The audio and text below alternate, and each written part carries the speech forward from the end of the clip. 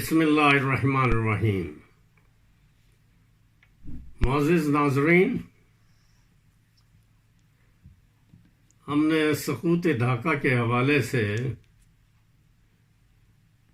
پہلے مرحلے میں گفتگو کی تھی۔ جناب سابق آرمی چیف جنرل باجوہ کے حوالے سے، جنہوں نے آرمی کو چھوڑنے کے حوالے سے اپنے آخری خطاب میں خاص طور پہ یہ کہا تھا کہ مشرقی پاکستان کی علیحدگی کی ذمہ داری سیاست دانوں پہ عائد ہوتی ہے، فوج پر نہیں۔ تو انہوں نے فوج کو بری الذمہ قرار دیا تھا۔ یہ امر بھی حیران کن ہے کہ 50 سال کے بعد انہوں نے اپنے منصب کو چھوڑتے وقت ایک نئی کنٹروورسی جنم دینے کی کیوں کوشش کی۔ اس پہ ہم اس سے قبل مسز اندرا گاندھی بنگلہ دیش بننے کے بعد جو انہوں نے تقریر کی تھی، اس کا بھی حوالہ دیا تھا کہ انہوں نے فرمایا تھا کہ ہم نے بنگلہ دیش بنا کر مسلمانوں کی بھارت پر ماتا پر 1000 سالہ حکمرانی کا بدلہ لے لیا ہے۔ تو یہ ساری باتیں جو ہیں، اس پہ میں سمجھتا ہوں کہ جنرل باجوہ کو حقائق کو ملحوظ خاطر رکھنا چاہیے تھا، کیونکہ محض پاکستانی سیاست دانوں کے حوالے سے بنگلہ دیش اور مشرقی پاکستان کی علیحدگی کے بارے میں گفتگو کرنا میں سمجھتا ہوں کہ کوئی مناسب بات نہیں تھی۔ اس وقت مشرقی پاکستان میں بریگیڈیئر صدیق سالک اس وقت ispr کے چیف تھے۔ انہوں نے اپنی کتاب میں نے ڈھاکہ ڈوبتے دیکھا میں بہت ہی وضاحت سے اس امر پہ بھی گفتگو کی ہے۔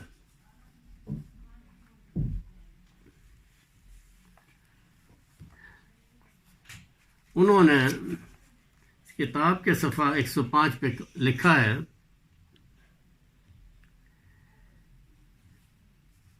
کہ 1971 کی جس سورش نے ماہ دسمبر میں پاکستان اور بھارت کے درمیان باقاعدہ جنگ کی صورت اختیار کی، اس کی ابتدا مارچ میں ہو چکی تھی۔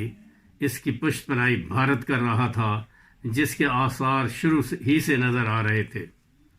فوجی کارروائی فوراً بعد بھارت نے عملی حمایت درپردہ اور اخلاقی حمایت سر عام شروع کر دی تھی۔ وزیر اعظم بھارتی اندرا گاندھی نے 27 مارچ کو لوک سبھا میں تقریر کرتے ہوئے کہا، میں ان معزز اراکین کو جنہوں نے یہ دریافت کیا ہے کہ آیا مشرقی پاکستان کے بحران کے متعلق بروقت فیصلے کیے جائیں گے، یقین دلانا چاہتی ہوں کہ ہمارے نزدیک بروقت فیصلوں کی بہت اہمیت ہے، کیونکہ وقت گزرنے کے بعد فیصلہ کرنے کا کوئی فائدہ نہیں۔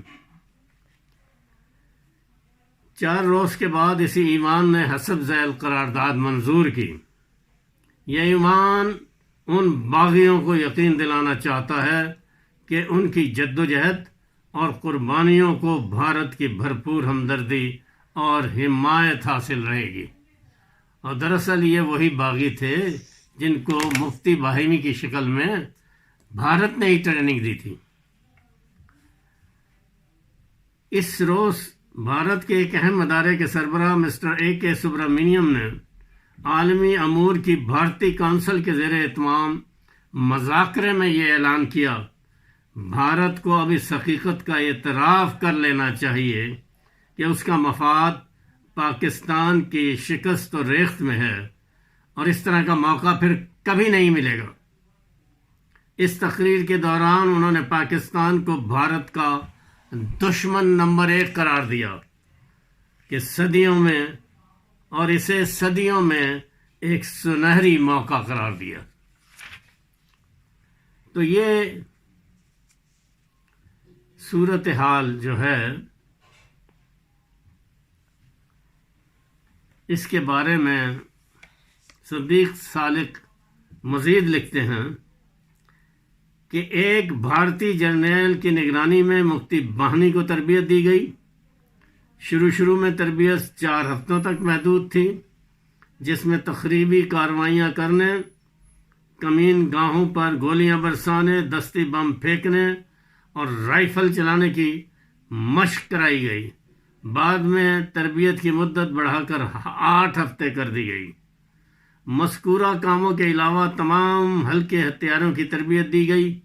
اس طرح 30,000 افراد کو تربیت دے کر ایک منظم اور مسلح فوج کی شکل میں اختیار کیا گیا، اور اسے بھارت کی باقاعدہ فوج کے ساتھ شانہ بشانہ لڑانے کے انتظامات کیے گئے۔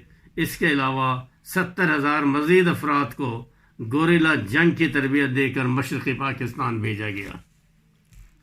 تو یہ صورتحال جو ہے بڑی وضاحت سے سامنے آتی ہے کہ پاکستانی سیاستدان ہی نہیں بلکہ بھارت پاکستان کو توڑنے میں اور اس کی فوجی کارروائیاں اور مفتی باہنی کی دہشت گرد کارروائیاں ایک اہمیت رکھتی ہیں۔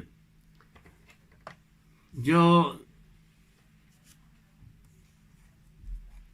جنرل باجوہ صاحب نے فرمایا کہ اس کی ذمہ داری سیاستدانوں پہ عائد ہوتی ہے، تو اس کے بارے میں بھی میں نے ایڈمنڈ شریف صاحب کی کتاب، جو وہاں پر اس وقت بذات خود چشمدید گواہ ہیں اور وہاں ریئر ایڈمرل کے طور پہ پاکستان کی نیوی کی کمان کر رہے تھے، اور بعد میں یہ پاکستان کی نیوی کے چیف آف سٹاف بھی رہے، کمانڈر ان چیف رہے۔ تو یہ انہوں نے مزید اپنی کتاب میں لکھا ہے،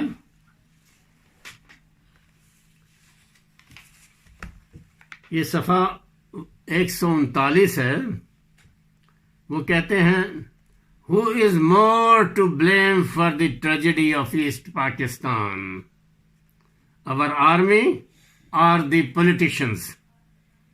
It is indeed very difficult to decide. In all fairness, the entire nation must share the blame.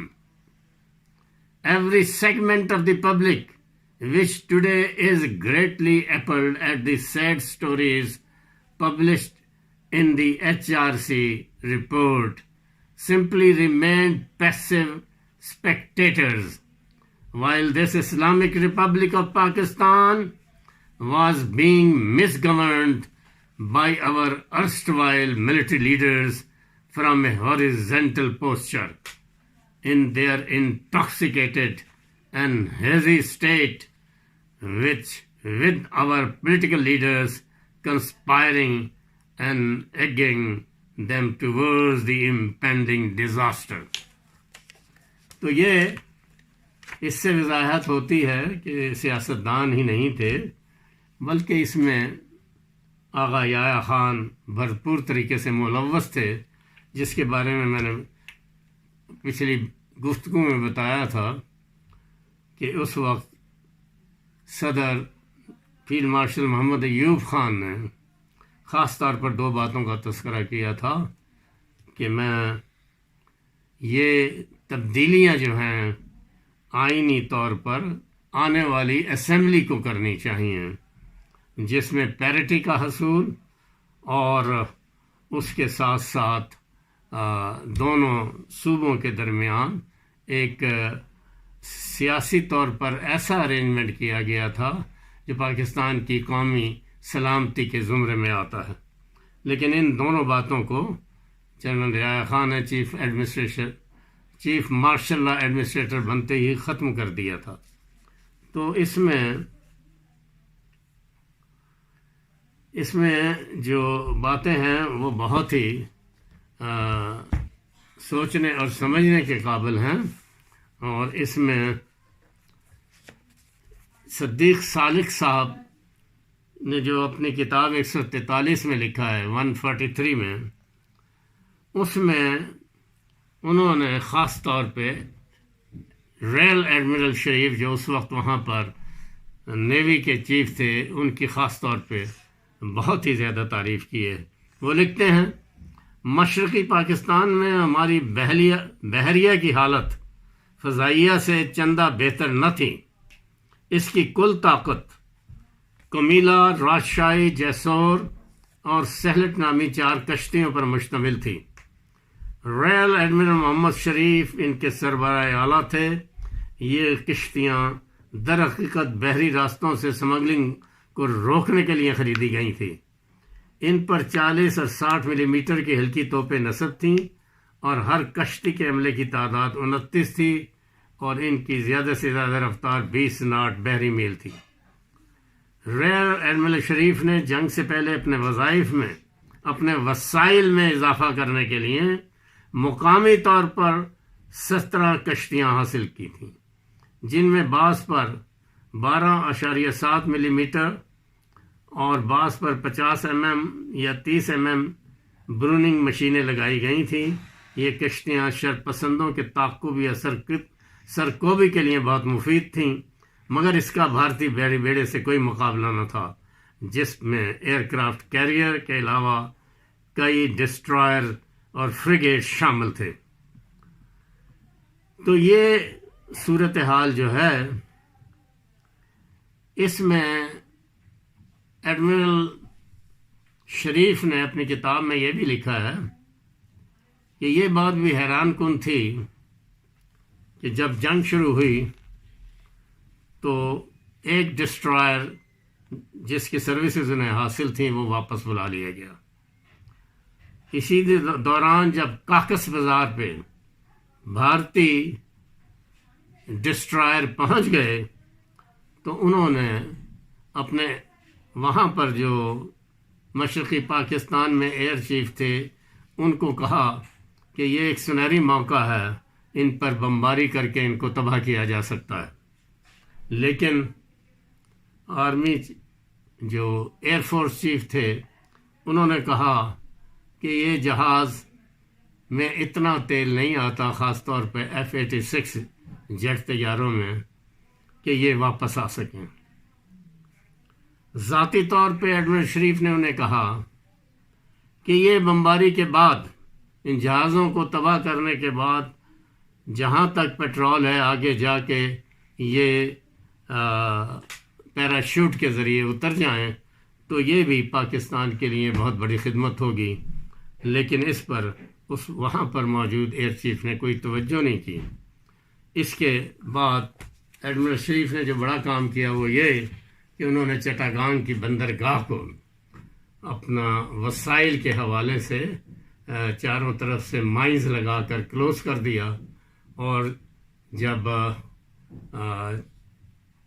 14 دسمبر کو بھارتی جہازوں نے آگے بڑھنے کی کوشش کی تو انہیں ان کی وجہ سے نقصان پہنچا اور انہوں نے واپسی کا سفر اختیار کیا۔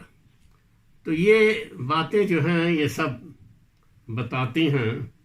تو میں اس مرحلے پہ مولوی فرید احمد کی ڈائری جو گول میز کانفرنس میں جنرل فیلڈ مارشل محمد ایوب خان جو اس وقت صدر مملکت تھے ان کی گول میز کانفرنس میں بھی شرکت کی تھی، انہوں نے بھی، اور چودھری محمد علی سابق وزیر اعظم نے اس گول میز کانفرنس میں بھی اس بات پہ زور دیا تھا کہ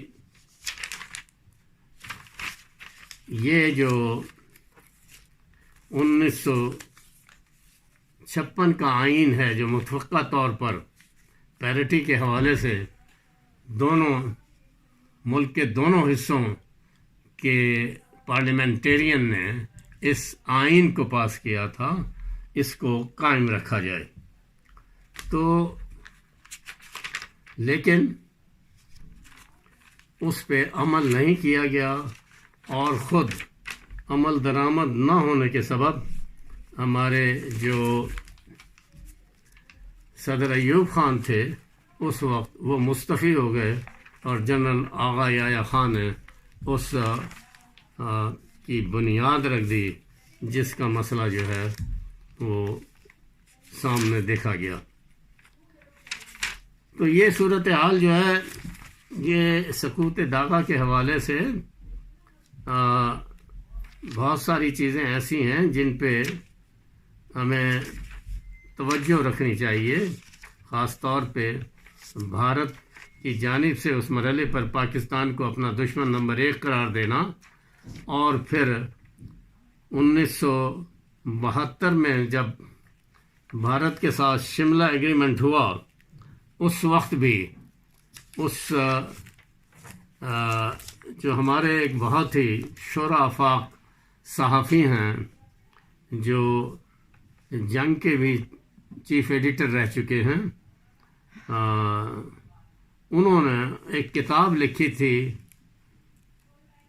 جس میں انہوں نے انٹرویو لیا تھا اس وقت بی جے پی کے جو چیف تھے اڈوانی صاحب سے، اور ان سے پوچھا تھا کہ اب شملہ معاہدے کے بعد کیا پوزیشن ہے۔ تو اس میں اڈوانی صاحب نے واضح طور پہ کہا تھا کہ ہم اب بھی اکھنڈ بھارت کو قائم کرنے کے لیے ہم کوشش کر رہے ہیں، اور ہماری کوشش یہ ہے کہ بھارت، پاکستان اور بنگلہ دیش کو ملا کر اکھنڈ بھارت قائم کیا جائے۔ تو اس حوالے سے اپنا جو صورتحال تھی وہ آج بھی وہی ہے، جو بلکہ اس سے زیادہ سخت ہے، جبکہ موجودہ نریندر مودی کی حکومت مسلمانوں کے خلاف، بھارتی مسلمانوں کے خلاف حد درجہ ایکسٹریمسٹ قسم کے اقدامات لے رہی ہے۔ مسجدوں کو مسمار کیا جا رہا ہے، مسلمانوں کو آر ایس ایس کے دہشت گرد اہم شاہراہوں پہ زندہ درگور کر رہے ہیں۔ تو یہ صورتحال جو ہے اس کو سمجھنا چاہیے۔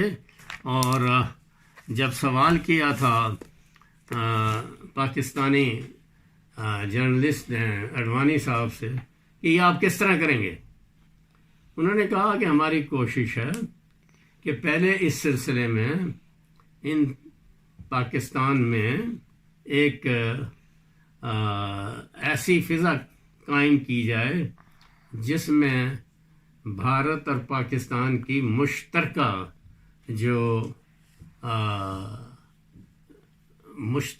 چیزیں ہیں ان کو ابھارا جائے، اور لوگوں کو احساس دلایا جائے کہ ہم بھارت کے ساتھ مل کر ہی ایک اچھی زندگی گزار سکتے ہیں۔